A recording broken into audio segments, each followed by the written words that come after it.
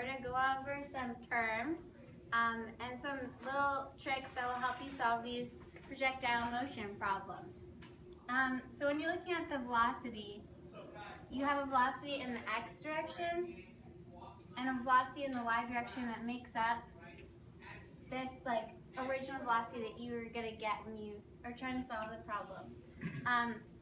So the velocity in the x direction, the entire problem is going to be constant, and this is a really big thing that you can use when you're trying to solve. And at the highest point, the velocity in the y direction is going to be 0. And also, when you're solving this problem, a big thing to look at is acceleration. Throughout the problem, acceleration in the x direction is going to be 0. And acceleration in the y direction is always going to be equal to the force of gravity.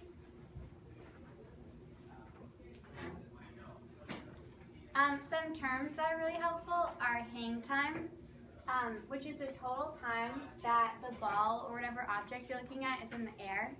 And oftentimes we look at 1/2 the hang time, which is really helpful because at 1/2 the hang time it's at the highest point, and you know that velocity in the y direction is 0, so you can just use the velocity in the x direction. Another important term is range. When you're looking at range, it's the distance in the x direction. So hopefully this will help you guys solve the problem at the end. Hi guys, my name is Ben, and we're going to go talk about the 3 equations of this part. Of this part of the video. So the first equation is velocity is equal to initial velocity plus the acceleration times time.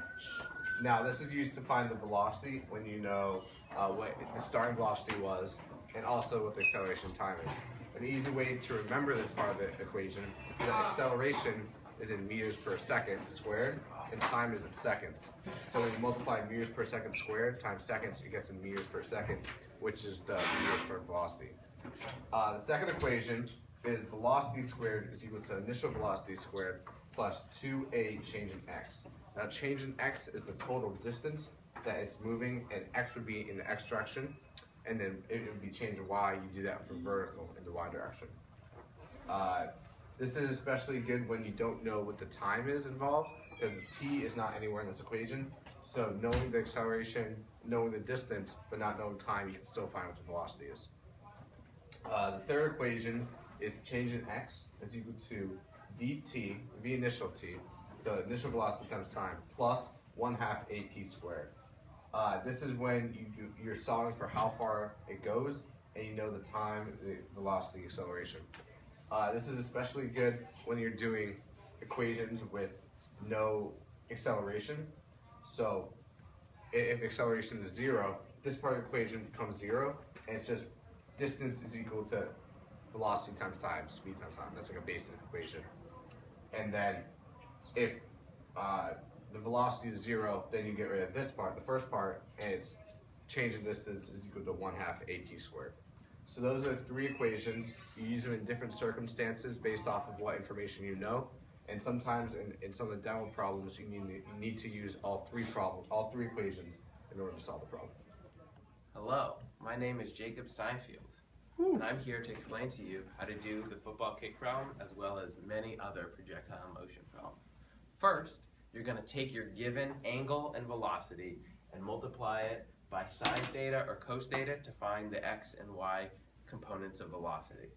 Now, to find the total distance it travels, you're going to first use the first equation that does not involve time. You're going to set the final velocity equal to 0 to find the apex point of the trajectory, which is B here. It's the highest point, and the point at which the projectile changes its direction of motion from going up to down in the y direction. So you're going to plug in your velocity that you calculated by multiplying by sine theta, and then set that with the acceleration due to gravity equal to 0 to find the change in position. Now once you found the change in position, you're going to solve for the time it took to get to that point. And you'll know that point is half of the trajectory. These areas are the same, so at the end you're just going to remember to multiply by 2. So to find the total change You're going to use your initial velocity again, as well as the acceleration due to gravity to find time using the change in position in the y direction that you figured out up here. So once you do that, you'll have half the time, and you're going to multiply that time by 2 to find the total time the projectile's in the air, and then to find the total distance it goes in the x direction, you're going to use the VO, which you got by multiplying your given velocity by cosine, and you're going to multiply that times time, because you know the acceleration is 0, so you can just solve as the change in position is the velocity times time. Alright, my name is Clay, and I'm here for the end of the projectile motion video. So we have 2 homework problems tonight. The first problem is, how do you define range? What is it? You might need to go look back at the video, maybe take some more notes if you didn't write that down. And our second homework problem is, on the beach, All-State kicker Ben Gerber is kicking a football. All-American kicker Ben Gerber is kicking a football with the initial velocity of 20 meters per second at a 30-degree angle. How far will the football go on the beach?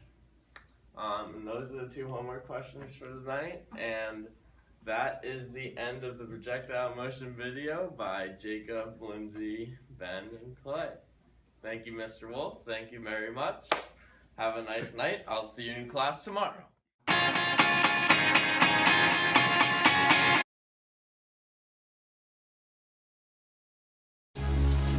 Yes, sir.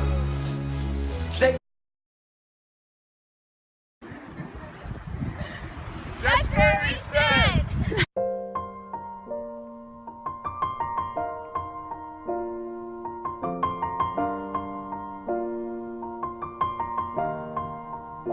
It's been a long day without you, my friend, and I'll tell you all about it when I see you again. We've come a long way from where we began. Oh, I'll tell you all about it when I see you again. When I see you again. Damn, who knew? All the planes we flew, good things we've been through, that I'll be standing right here talking to you.